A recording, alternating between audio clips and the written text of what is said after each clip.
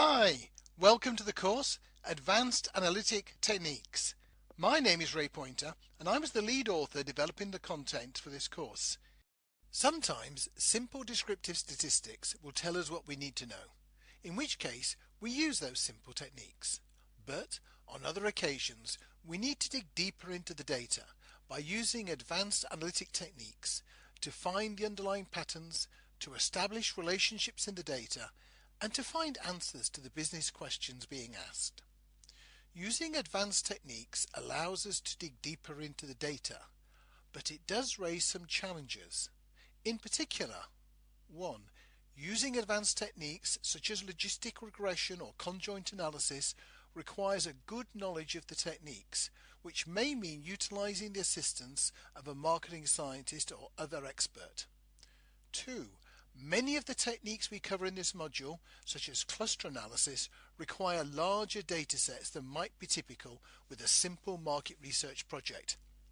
Indeed, some of the techniques we cover in this course, such as artificial intelligence or market mix modeling, have been developed with larger datasets in mind. 3. In most cases, advanced analytic approaches will take longer than simply looking at means, distributions and cross-tabulations. And 4. Most of the time, the end user will be delighted by the results. However, occasionally, the results discovered by advanced techniques may be hard for the end user of the research to accept. The pattern is not clear in the raw data. They may not understand the analytical technique that was employed, and if they find the results surprising, it can be a challenge for them to accept the findings. Advanced analytic techniques can be divided into two broad categories: the exploratory techniques, where we are looking for patterns to explain markets and relationships, and predictive, where we tend to be trying to predict outcomes by assigning values to relationships. The same dataset can be analyzed by a variety of techniques, including exploratory or predictive. The choice of which type of technique to use is driven by the interplay between the business question being addressed and the data available. The course starts by looking at the exploratory techniques, such as correlation and factor analysis, before moving on to the predictive or confirmatory techniques, such as regression and conjoint analysis. Historically, most market research quantitative analysis focused on survey data. This data was typically relatively small, from a few hundred participants to a few thousand, and was in a predictable, structured format. However, in recent years there has been a growth in the use of secondary data, including transactional data, passive data, for example from our phones and web browsing, and from sources such as social media.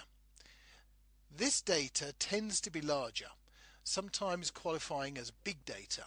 It tends to come from multiple sources and be in multiple formats.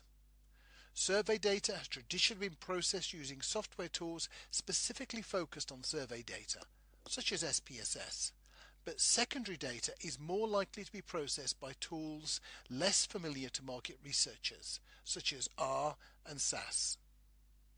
In this course, we highlight the use of both survey data and secondary data and discuss the types of data that best matches the analytical techniques we are describing.